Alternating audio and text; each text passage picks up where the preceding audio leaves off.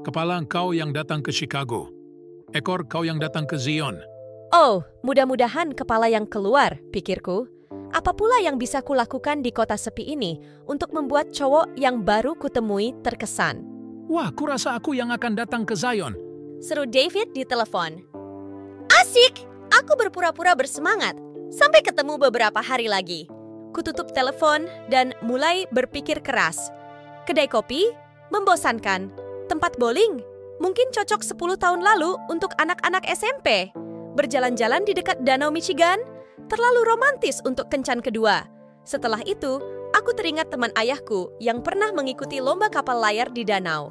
Musim panas sebelumnya, aku ikut sebagai si pemberat.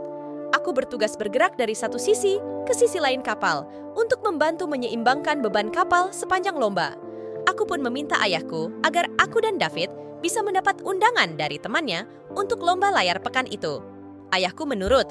Dia juga mendapatkan undangan untuk dirinya sendiri, yang artinya dia akan hadir dalam acara kencan pentingku. Ya, sudahlah. Tidak ada waktu lagi untuk mengganti rencana. Apakah kau yakin tidak mau membawa obat mual? Aku bertanya kepada David beberapa hari kemudian saat kami berkendara ke arah danau. Dia belum pernah naik kapal layar sebelumnya, dan dari pengalamanku, aku tahu danau itu bisa menimbulkan ayunan yang lumayan keras. Tidak perlu, aku bisa mengatasinya. Aku tidak akan lupa kalau kau sampai mabuk. Aku menggodanya. 10 menit kemudian, kami tiba di dermaga, meninggalkan panas bulan Agustus. Angin segar menerpa Danau Michigan. Ombak menerpa lambung kapal-kapal yang bersandar, membuat kapal terantuk-antuk pada tepi dermaga kayu. Lumayan besar. Seru Brian, kapten kapal. Panitia ingin membatalkan lomba, tapi peserta ingin mencoba. Kusenggol lengan David. Kesempatan terakhir untuk obat, dia menggeleng. Aku terlahir untuk ini. Ujarnya, lantas melompat masuk ke kapal untuk pertama kali dalam hidupnya. Setelah beberapa menit mengitari dermaga, kami pun memasuki perairan lepas danau, dan kapal itu segera digoncang dari 8 arah secara bersamaan. Astaga, perutku tidak suka goncangan ini. Untunglah aku sudah meminum obat anti mual. Ombak menampar sisi kapal dan membuat semua orang basah. David tertawa. Luar biasa.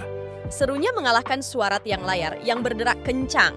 David dan ayahku membantu Brian membuka layar agar kapal bisa diarahkan ke titik awal lomba. Masih 2 kali lagi, ombak besar menyambar dan mereka tertawa seperti Tom Sawyer dan Huck Finn berpetualang di laut. Setelah semua kapal siap di posisinya,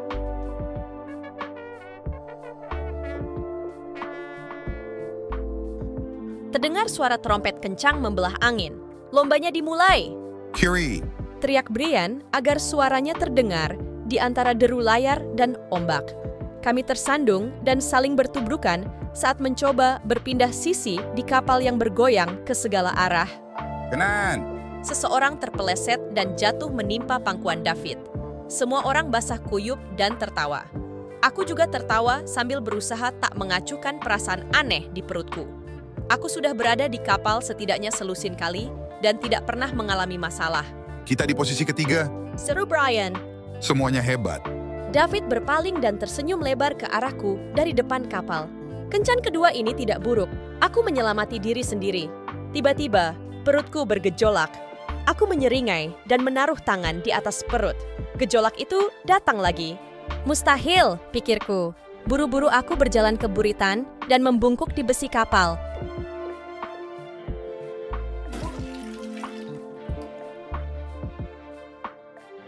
Muntah demi muntah menghilang di antara air yang berputar di belakang kapal. Aku tidak ingat berjalan turun ke kabin. Aku tidak ingat di mana aku mendapatkan kantong plastik. Aku tidak ingat berapa lama kami berada di danau itu. Tapi, aku ingat berapa kali aku muntah ke dalam kantong. 13 kali. Dari arah geladak, aku mendengar seseorang berkata, "Di bawah itu paling tidak enak." Dia harusnya naik dan melihat langit. Kata satu orang lainnya, "Terserah. Aku tidak akan naik dan membiarkan David melihatku dalam keadaan seperti ini."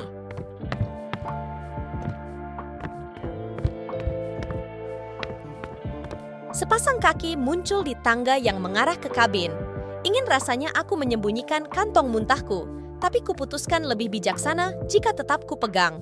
Kukerutkan hidung dan kusipitkan mata melihat David. Wajahnya penuh kekhawatiran dan kasih sayang. Dia menaruh tangannya di atas kakiku, membuat grogi perutku yang sudah berputar-putar. Ada yang bisa kubantu? Tanyanya. Tidak, terima kasih, kataku. Kau tidak perlu berada di sini. Pasti baunya tidak enak, Aku ingin meminta Brian memutar kembali kapalnya. katanya. Jangan, seruku. Kita sedang berlomba.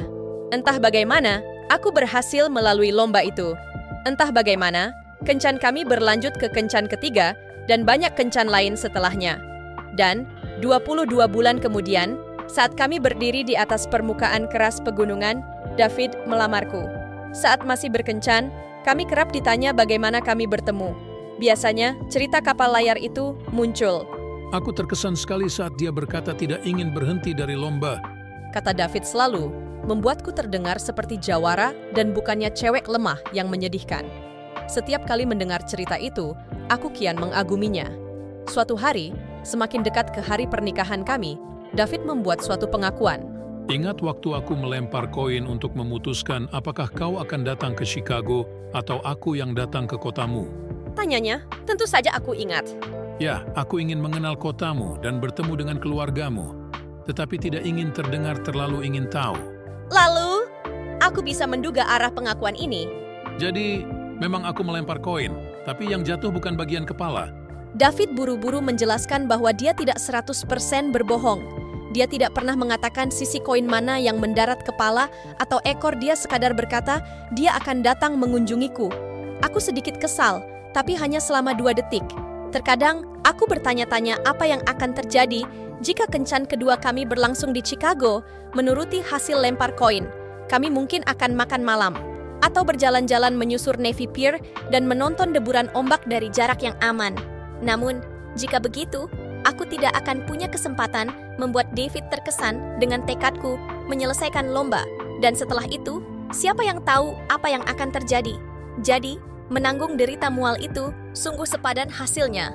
10 tahun kemudian, kami masih bersama, masih saling mencintai, dan belum pernah berlayar lagi. Terima kasih telah menonton.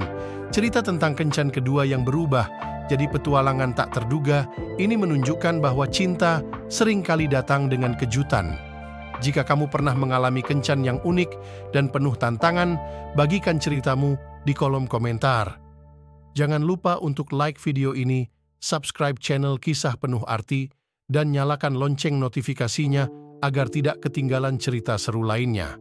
Sampai jumpa di video berikutnya.